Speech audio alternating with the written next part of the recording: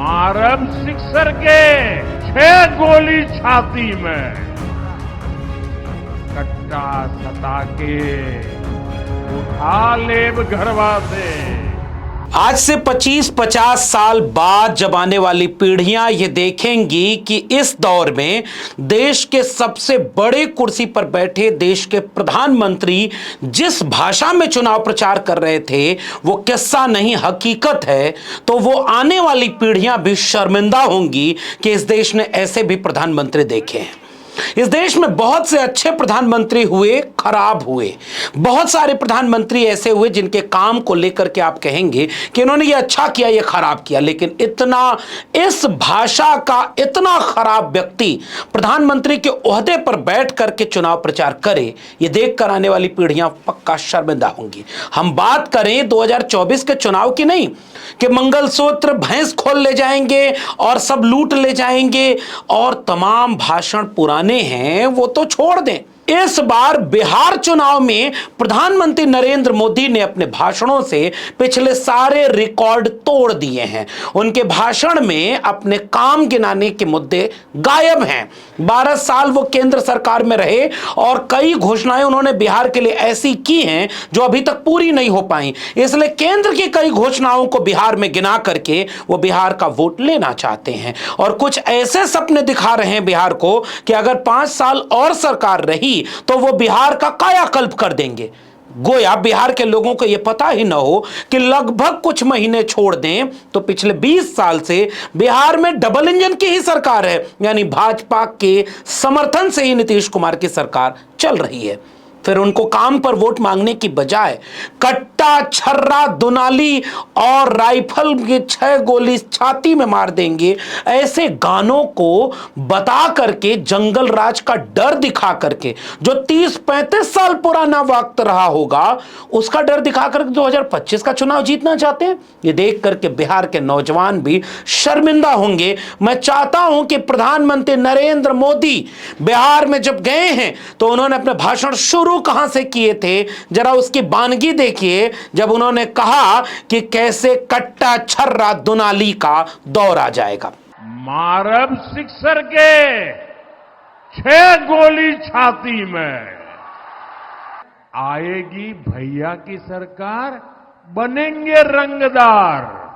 भैया के आबेदे सत्ता, भैया के आबेदे सत्ता, कट्टा सटा के उठा लेब घरवा से।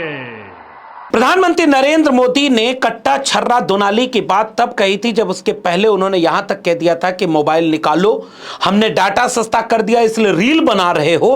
बिहार के नौजवानों ने कहा उन्हें रील बनाने से रोजगार नहीं मिल रहा, जो रील बना रहे हैं वो बहुत थोड़े से हैं, बाकी नौजवानों के लिए आपने फैक्ट्री क्यों नहीं खोली।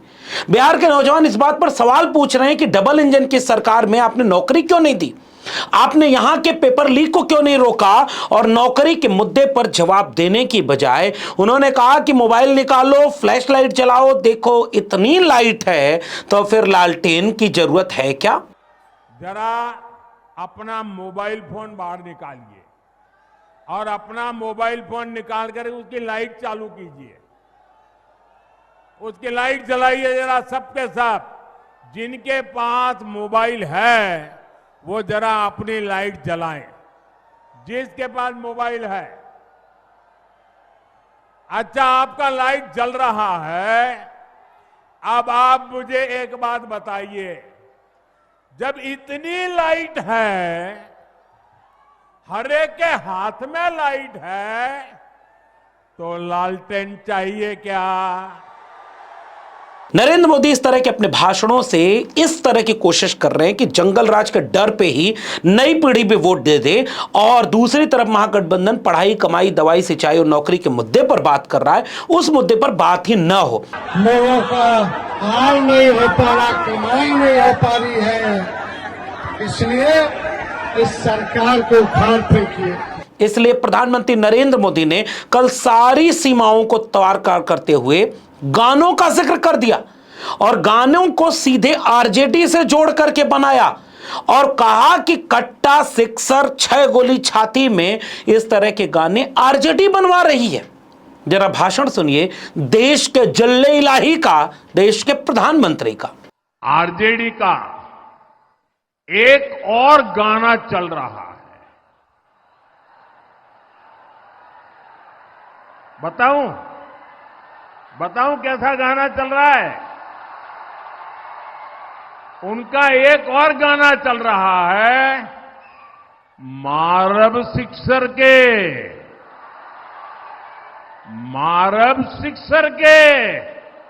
6 गोली छाती में। प्रधानमंत्री नरेंद्र मोदी से बिहार के नौजवान पूछ रहे होंगे कि इस तरह के गाने आरजेडी ने नहीं बनवाए हैं, कहीं एक सबूत हो कि आरजेडी ने इस तरह के गाने बनवाए हों तो जरा प्रधानमंत्री नरेंद्र मोदी इस देश के और बिहार के नौजवानों को दिखा दें। अन्यथा इस तरह के जाने कितने गाने दूसरी जातियों के लिए भी बोले हैं।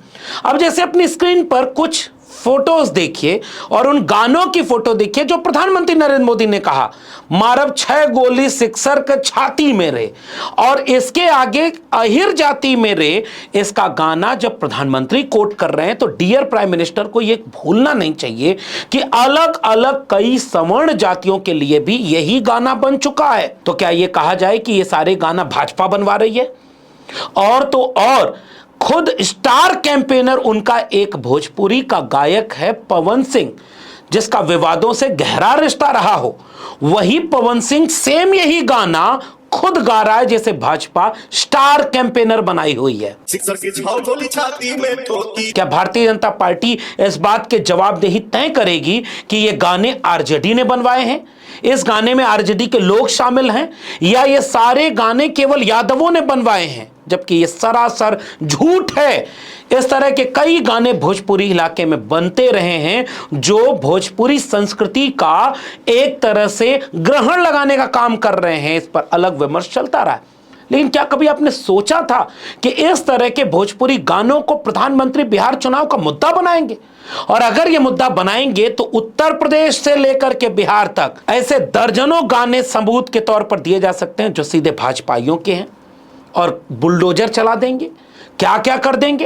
ये सारे गाने भाजपा बनवा रही है और कई तो भाजपा बनवाती भी है, सही भी बात है। लेकिन क्या प्रधानमंत्री नरेंद्र मोदी बिहार में जाकर रोजगार पर मुद्दा पर भाषण क्यों नहीं दे रहे? फैक्ट्री पर भाषण क्यों नहीं दे रहे? ट्रेन चलाएंगे, फैक्ट्री ले आएंगे, विकास करेंगे, बिहार को स्वर्ग बनाएंगे, इस पर भाषण क्यों नहीं दे रहे? बिहार के नौजवान जानना चाहते हैं कि क्या प्रधानमंत्री नरेंद्र मोदी के लिए बिहार के नौजवानों को दिखाने के लिए कोई सपना नहीं है? पता है क्यों? क्योंकि उनकी खुद सरकार रही है। 12 साल से वो केंद्र में सरकार में बैठे हैं जिसमें बिहार की बड़ी भूमिका है। लगातार वो बिहार में ज्यादा सीटें जीते रहे और इस बार 2024 के चुनाव के बाद तो बिहार की बैसाखी पर बैठे हुए हैं। आप अगर वहां जाते और कहते कि ये देखो हमने तुमको रोजगार दिया है और बिहार को स्वर्ग बनाने के लिए ये काम कर दिया है, लेकिन वो आपने किया नहीं, इसलिए कट्टा छर्रा दोनाली और सिक्सर के 6 गोली छाती मेरे, ये भाषण लालटेन की जरूरत नहीं है। उसी बिहार में लोग कह रहे हैं कि वहां नफरत का कीचड़ भी नहीं है तो कमल खेलने की जरूरत नहीं। और केवल प्रधानमंत्री नरेंद्र मोदी का ही नहीं, जेपी नड्डा से लेकर के अमित शाह के भाषण भी आपको गौर से सुनना चाहिए कि बीजेपी बिहार में किस मुद्दे पर चुनाव लड़ रही है।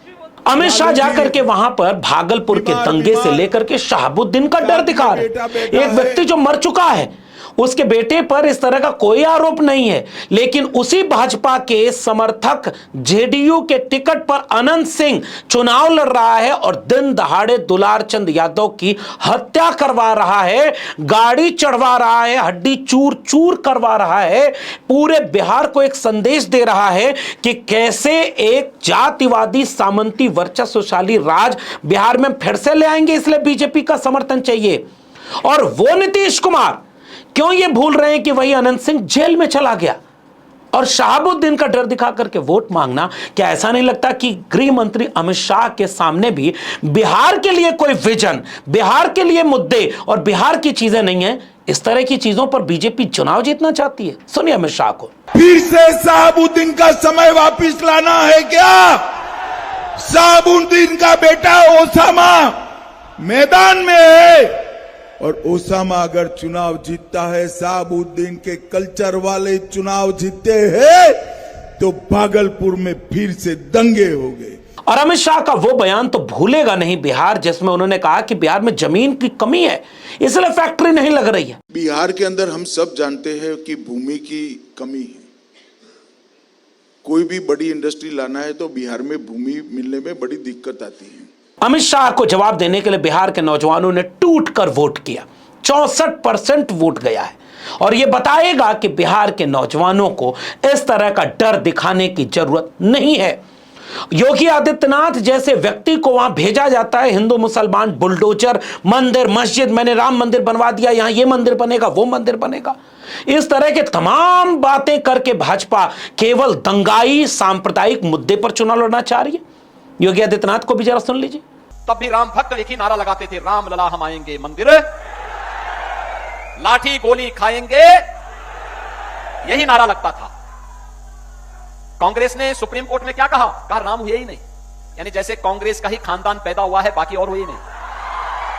बहनों और भाइयों, ये लोग राम को नकारते हैं, कृष्ण को नकारते हैं, भगवान विष्णु को नकारने लग जाएंगे, ये हिंदुओं को भी नकार देंगे।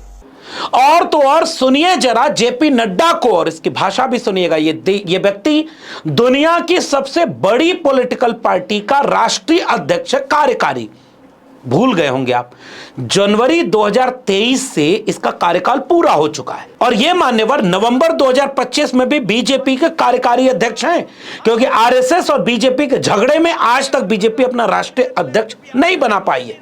ये जेपी नड्डा बिहार में जाते हैं तो अपमानजनक भाषा में लालू प्रसाद यादव, तेजस्वी यादव, राहुल गांधी, नेहरू, इंदिरा गांधी, सबको रेटे करके बिहार में भाषण दे रहे हैं और बिहार के लोगों का मिजाज बड़ा मीठा होता है।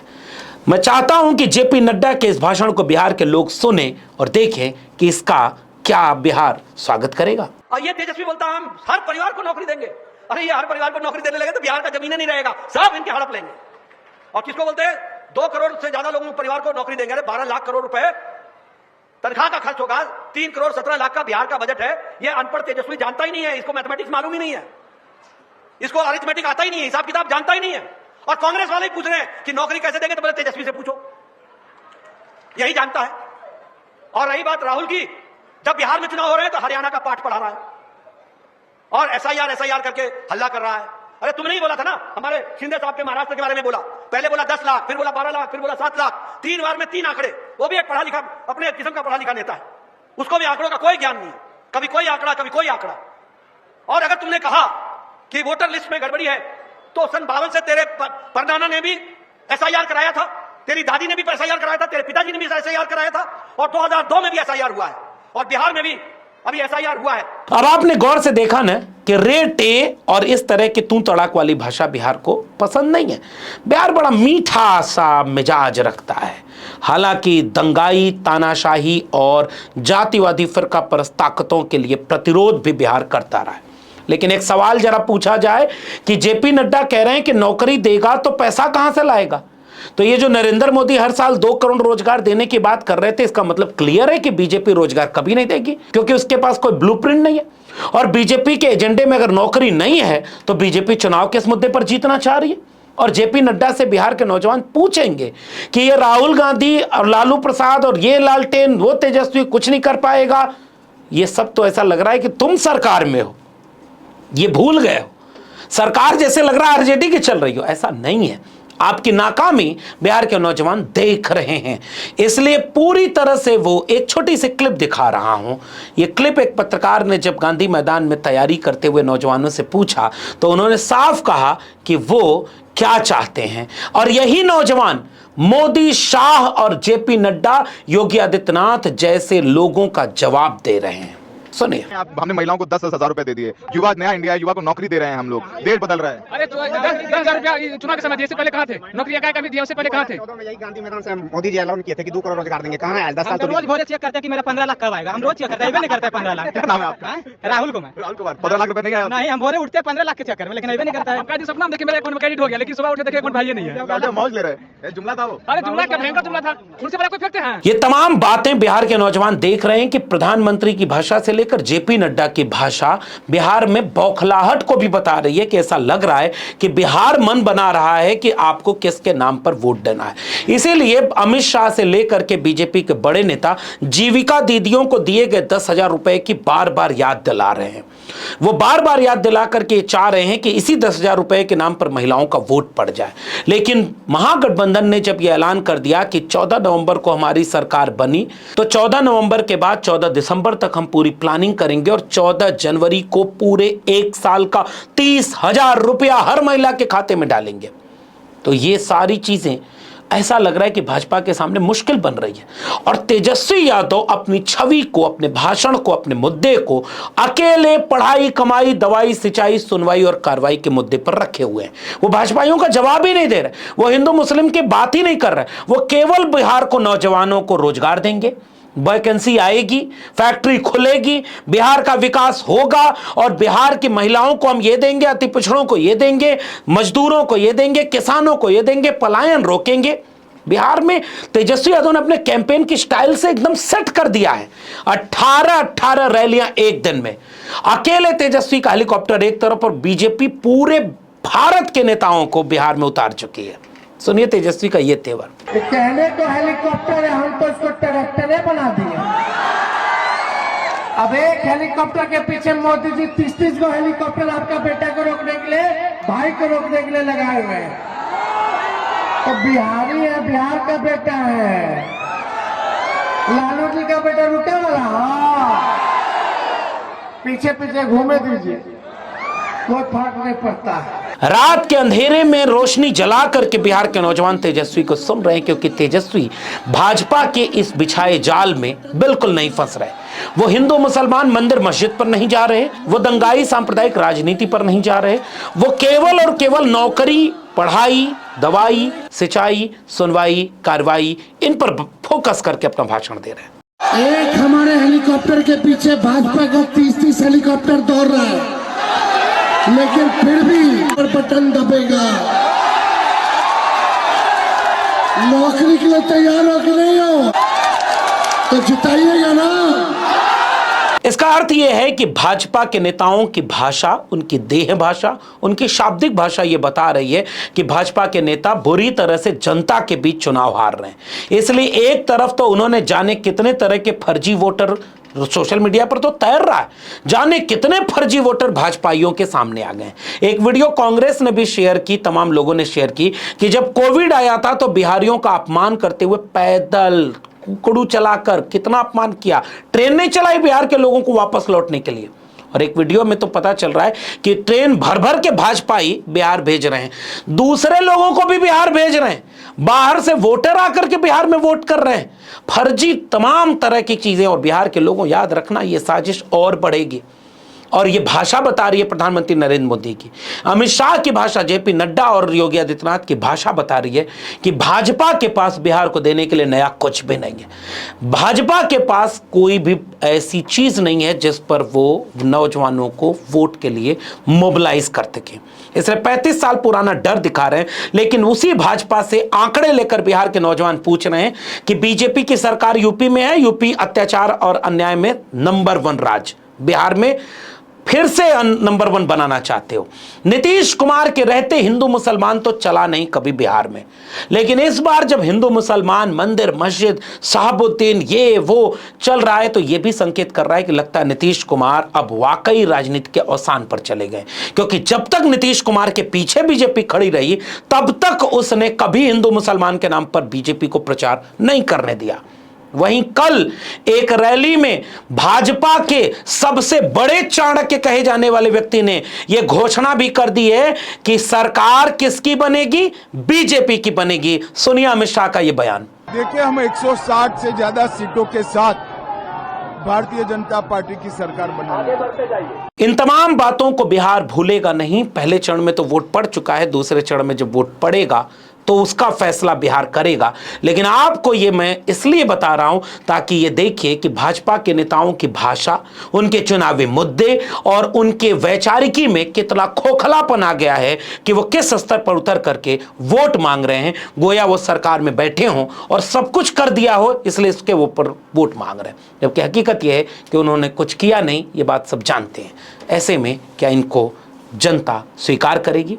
आपका क्या मानना है नीचे टिप्पणी में जरूर बताइएगा। इस वीडियो में इतना ही। अगर मेरे चैनल को अब तक सब्सक्राइब नहीं किया है तो जाते जाते चैनल को सब्सक्राइब करना मत भूलिएगा।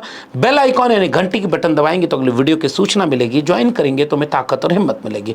अगर आप इस वीडियो को ट्विटर यानी एक्स या फेसबुक पर देख रहे हैं तो हमें फॉलो करना मत भूलिएगा, सब्सक्राइब जरूर करिएगा। फिर मिलेंगे, तब तक के लिए बहुत बहुत धन्यवाद।